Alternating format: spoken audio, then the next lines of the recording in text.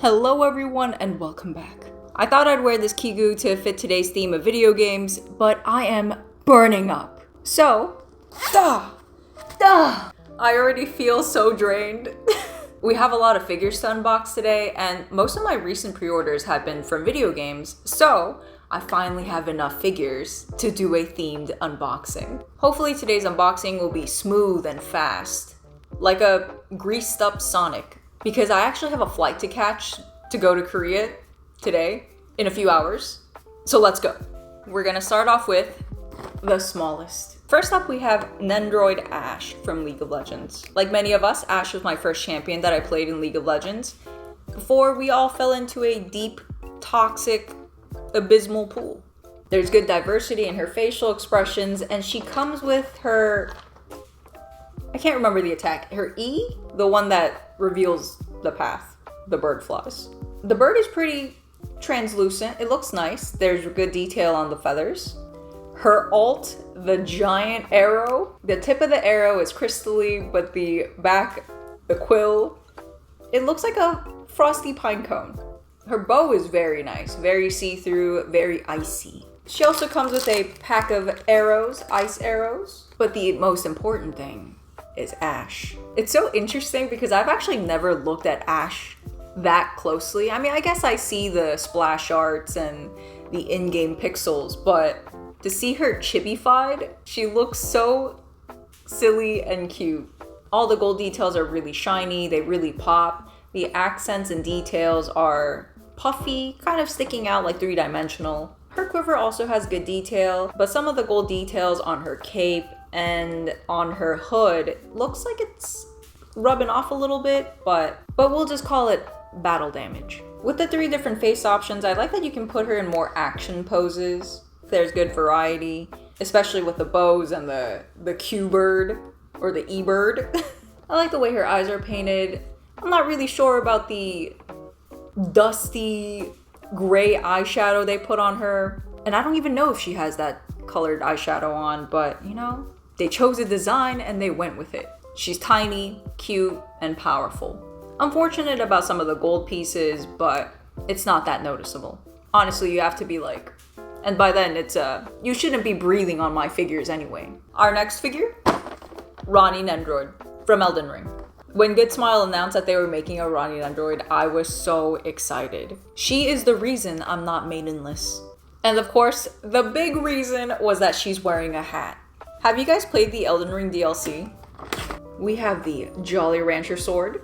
It actually looks really nice. When you hold it up to the light, it gives off like a nice aquamarine, crystal clear ocean water. It looks nice. She comes with different arms for her 4 arms. This one is wearing a ring. Whoa. It looks so cute and silly. Just to see this small dollop of silver on this tiny little finger, it is just adorable and so cute. She also comes with a brick wall and her sitting tushy. I don't think you ever see her not sitting. So this is the game accurate pose. And here is the blue menace herself. Is the hat removable? Oh, come on. Oh my god.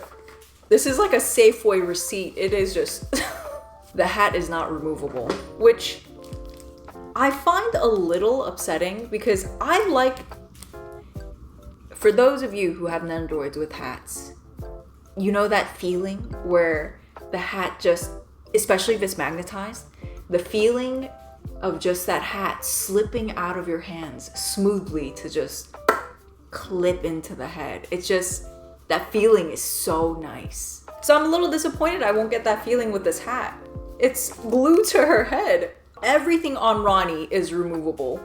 Her cape, removable and movable. Her lower half from her torso, removable. Head, removable. But the hat, no. She's going to the stars with this hat. I don't know why this figure is making me laugh. This is such a silly Nendroid. Not because it's like poorly made, but it's just, girl's got a lot going on. Her face is so well done. The glowing bit, it looks so good. The hair, there's different colors, different shading. The underside of the hat is amazing. Texturized, different colors. It looks like flowers or snowflakes, which I thought it looked like lightning in the game, but I guess they were flowers. She's just so well made, so cute. Lots of good details, coloring, shading. I do really like that they made the cape movable because I feel like it really adds to not only the volume, but also makes it easier to take on and off. I can't wait to make her sit down next to the Bloodborne doll Nendroid, who I have not unboxed. Overall, I think she looks fantastic. The only disappointing thing was that her hat is not removable. Continuing with the Elden Ring, next, we have the collector's edition of Shadow of Erdtree. The reason this is included in the video is because there is a figure inside. I opened it, took out the code for the DLC, and then just closed it back up. The box looks so good. Just like the Millennia one, they have the crest. And when you open it, alright, I just see a pop of red. Oh, this thing is massive. All in one piece, big, really good details. First thing I noticed though, other than the amazing details, is the unfortunate red scuff mark, I guess from his cape or snake, one of the many red things on him. There is a red scuff mark on his arm. But the details on this figure are amazing. I was so focused on the figure, I forgot about the top of his spear. With the top of his spear put in, he is much taller, very long. I actually haven't opened the Millennia one, and looking at him, I might. I am really impressed by the quality of this figure. Just the overall craftsmanship, the coloring, the details, they're just so from software. I love how gangly and sickly he looks. The knobby skeletal joints of his toes and hands look so creepy and are so well sculpted. And this ashy gray skin tone he's got going on, he is not well. I think just the spear alone is just on a different level. Lots of different textures going on his spear. I just can't stop looking at all the details from the base, the armor, the little broken pieces of chainmail around his neck. All the details are so good. The symbol on his back also looks good. Despite him looking gangly and unwell, his cape is well kept. Through all the years of battle and sadness, he made sure his cape was pristine, just like Millennia. They all took great care of their capes. The only unfortunate part is how the red has gotten onto other parts of the figure, like the skin and the gold pieces, but we'll just chop that up to wear and tear. But as an overall bonus to the DLC, I think he looks amazing.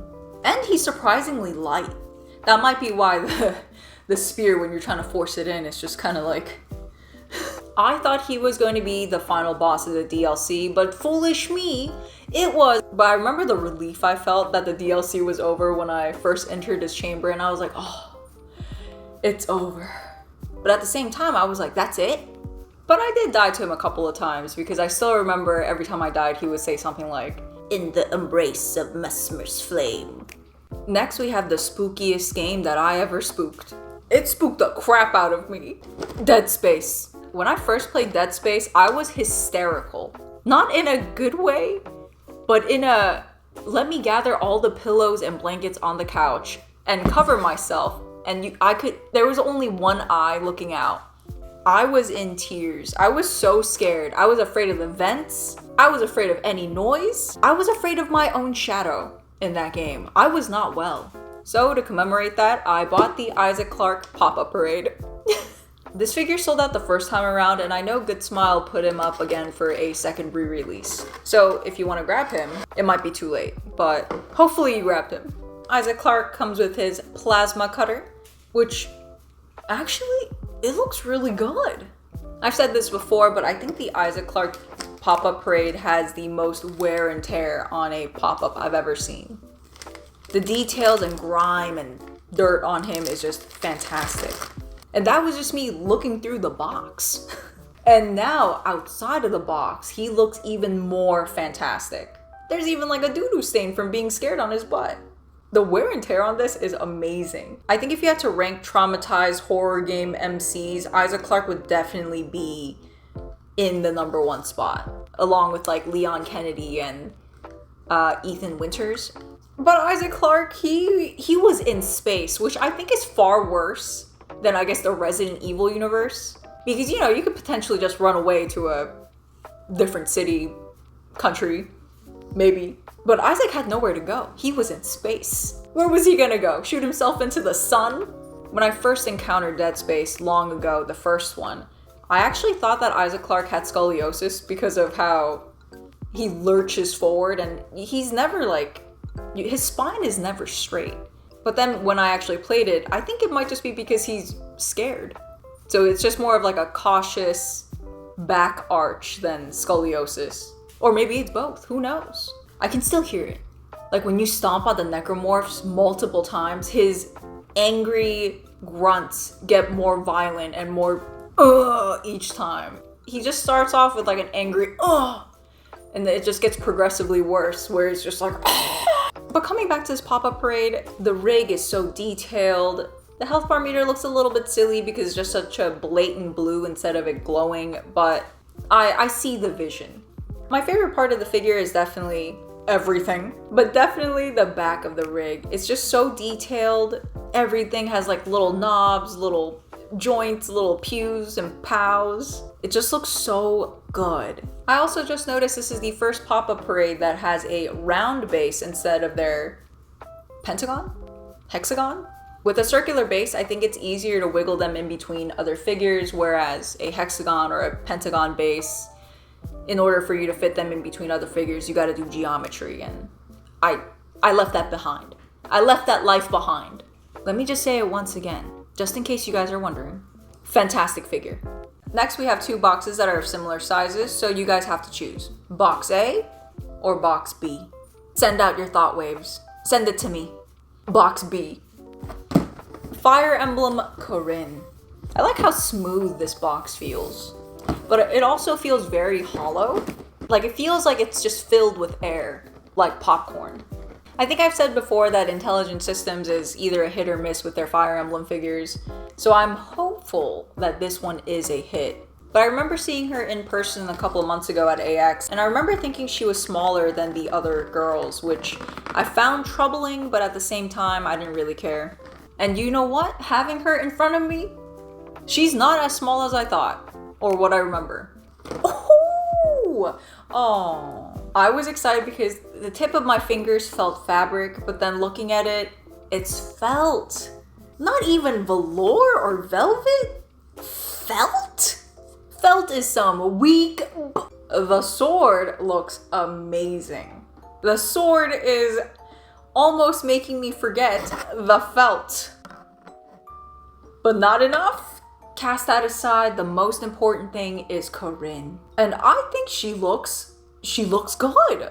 I love how shiny her armor is, the draping movement of the cape, how it's torn and shredded, good color gradient going on, no paint bleeds anywhere. I also noticed that they added a little bit of pink blush around her ears, her neck, her face. Generally just a little bit more pink blush happening in her face, which I think is actually a really cute touch. I can see her face shape is a teeny bit off. Like she looks like she's almond faced, whereas in the illustration, she looks like a turnip. So I really love the drama and the silliness of her armor design, which isn't the figure company's fault, it's just the Fire Emblem creation fault, I guess. But it's just so interesting. They can never give these women like normal armor. Her entire leg is covered, but then she's wearing like dainty, scalloped leggings, only for her entire inside thigh and her butt to be exposed to dragon fire. I do love the mix of soft and hard though, like hard, badass armor with a little nice neckerchief and frilly neck things going on. The green gem looks really nice. I think she has great movement going on too. The cape is working, the hair is hairing, it looks really nice. I think in pictures I initially judged the Dragonstone pretty harshly, but looking at it in person, I think it's really well made. It's clear, see-through, nice hint of blue, and you can see a dragon face inside, which I didn't notice, and I think it looks really cool. I also forgot that she's barefoot, running around, fighting in wars. You do have to watch out for the base though. The points are really sharp. If you have someone you don't like who comes over to your house and starts touching your figures, just take the pointy ends of this felt base and just no violence. Overall, I'm really happy with this figure. I think she looks fantastic. The craftsmanship, paint job all look really good. My only issues are with the base of how it's actually hollow underneath, plastic, and felt. I'll let you guys know if she's actually smaller in scale compared to the other ladies, because I can't remember.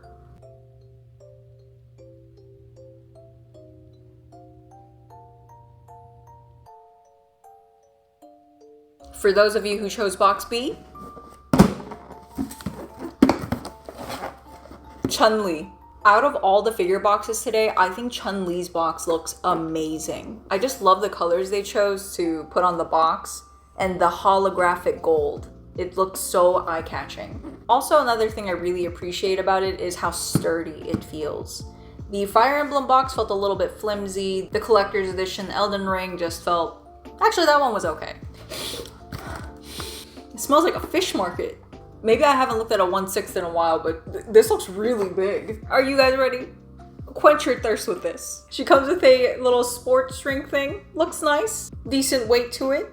It actually doesn't feel hollow. The base looks pretty plain. It's like a shinier, oh my god. It's like the Pop-Up Parade Isaac base, but very shiny. Bless is all I can say because she looks fantastic. The detail on her chi pao are amazing. I love that the back end of it, one's like draped over the cement block and the other one's like bent, flapped over. The belt with the dragon on the chi pao also has really good texture. It's so cleanly painted. Her face is so soft, so well painted. Definitely the style of eyes that I really like. There's like a little shiny hint of blue in her hair, and that's just so eye-catching, and it makes it more three-dimensional. If on a I don't know what I'm saying. The ribbons also have good shading depending on how they're bent and folded. Initially, after pre-ordering this figure, I was a little bit nervous because I was like, oh, it was quite expensive for what I thought would be a simple, plain figure. But once again, with her in front of me, she looks amazing. Like, even through the tights, they did such a good job with the shading that you can see the muscles, the calves bulging out as they should when you're crossing your legs, the pop of the patella, hip joints, the muscles in your hamstrings. They did a phenomenal job with the painting of the muscles of a human leg. Fitting with the rippling muscles, she has dainty coral nail polish. She doesn't only take care of her muscles, she also takes care of her nails. I just love the sculpt of this figure. Really appreciate that they gave her big fighting hands. She's got massive hands to just make sure everyone catches her hands.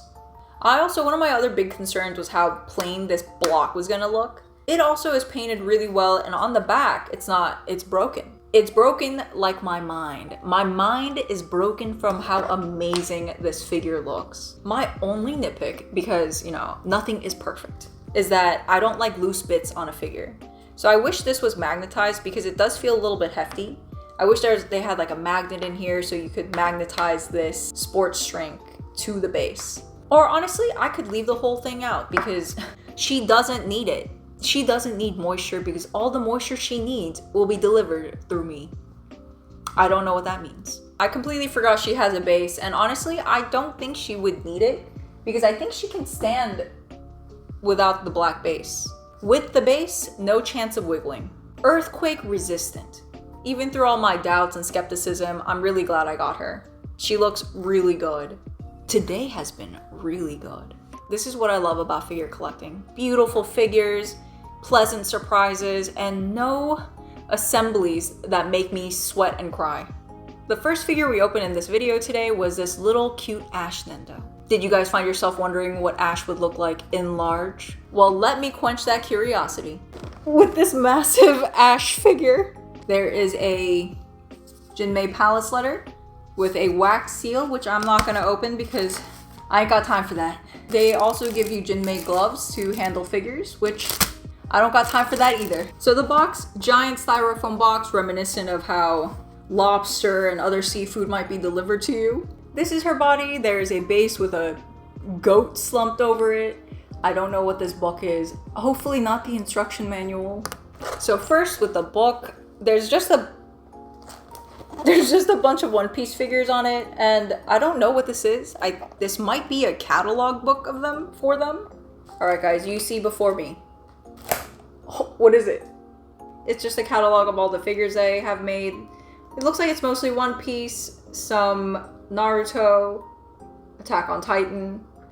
Basically, a really fancy catalog. Just looking at the craftsmanship of her lower half, it looks so good. I've always say textures, details is what really defines a figure. And this one, textures, details, the paint job, the very thin undies. She's also very surprisingly light. And I appreciate this extremely thick metal rod in her foot, which tells me she will be secure. She looks like a wintry death. Oh, but the details. Her lips look plump, and I really like that they gave her shading around her nose and her eyes to make it look really harrowing, like she's just fighting with her husband through the Freljord. She looks good. Her hair color looks more bluish gray when it's supposed to look more silver. But once again, minor details that, you know, I think companies are free to explore that realm of creativity as long as it's still recognizable. It could be that her silver hair is reflecting the blue moon or a very toxic pond. But once again, very light. The details and the paint job on the back of the cape, so good. The folds, the shading, the little bits of snow on the edges of the cape are amazing. They're actually even textured, so they're not like flat. If you run your fingers through it, it feels like dried baking powder. It's very coarse. I like that they made the connecting point where her sash is. It makes the seam line nearly invisible. And I see that her arms are actually magnetized, so I'm really looking forward to feeling that smooth, magnetized slip. I see where all the weight of this figure was. It is this ginormous base. If you get this figure, once again, bring your enemies to your home. But keep your pets and your loved ones away because there are a lot of sharp points. This dead goat, horns very sharp, ice very sharp. All the icicles on the back, very, very sharp. Why is there a sticker on here that says 19? But I love the base. Would have actually loved to see the arrows, the ice arrows, be more of this type of blue instead of like chlorine blue. The shading of this goat is also very sad, but it looks so good. It's like woolly, covered in snow, and very sad. She just slid in like a pizza into my mouth. Oh, her arms look great too. Nice muscle definition around her elbows. Her finger that holds the string of the bow is slightly different in color. It's like slightly pink, and that makes me feel like it's because she's putting more force into that finger, so it's a different color from the rest of her fingers. The magnetized slip. Oh, did you guys feel that? Her other arm is holding her ice bow, which once again is more of a chlorine blue. This one has a ring, probably from Tryndamere. It also has a little bit more armor details into it. There are branches to be branched, and I don't have a helping branch. There's a big gaping hole right there. This is probably... Ooh. And with my initial concern about some of the snow flaking off, I can see... I mean, it's maybe like 9 pieces of it, but I can see it falling onto my table. It's okay. Ashe has dandruff. Just like the Nendo, she comes with ice arrows and her alt arrow, which is significantly smaller in scale to the Nendroid. How does she hold this? Does she hold it? Ow! Let that be a warning. This figure hurts. Okay, here we go. Here she is, guys. She looks amazing. Oh my god, I can't keep holding. All the details on this figure are amazing. Love that all the joints are magnetized and that everything fits really securely on there. The textures and details on the armor and clothing look amazing. I'm really blown away by the textures on the cape itself. Decent wear and tear on the armor, but still shiny. Not sure what the goat did to deserve all the arrows it got. I'm sure Ashe has better things to fire at than goats, but I guess a girl's gotta eat. Personally, I do like how her face is sculpted and painted. She definitely looks more battle-worn and gaunt which some people might not find as pleasing because she is a very beautiful character, but she still looks beautiful even with all the dark circles and the battle-worn, tired eyes. I have a couple of nitpicks about this figure, and honestly, you know, they're just nitpicks. Like the ice bow color, I wish it was a little bit lighter blue in color, but I do like the translucence of them. And I do wish that her hair was a silvery color, but I can make excuses up for that. And as much as I like all the snow effect, I think it looks fantastic, adding more texture and, you know, giving it more of that frail Yord look. But some pieces of it keep falling off like little dandruff, but not like in chunks, just small little blobs here and there. Really just like dandruff. Those are just small nitpicks, but overall I don't think it takes away from the figure because it is just so beautifully well done. Baby Ashe. Oh my god. Compared to Baby Ashe, she's huge. The goat is even bigger than Nendroid Ashe. Where am I gonna put this? This is the busiest ending table I've ever had. I think this is the most figures I've ever opened at once. I love today's haul. No real complaints, everything was smooth, everything was beautiful. That's all I have for today. I have to start packing. Yes, I'm the type to pack the day of. Because what is true chaos without last minute packing? As always, thanks for stopping by. I hope you guys had fun, and I hope you guys enjoy my cool figures. Because I know I did.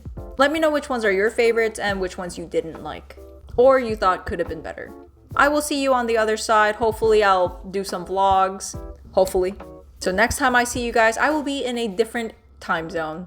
Not just a different time zone, a different continent. Goodbye.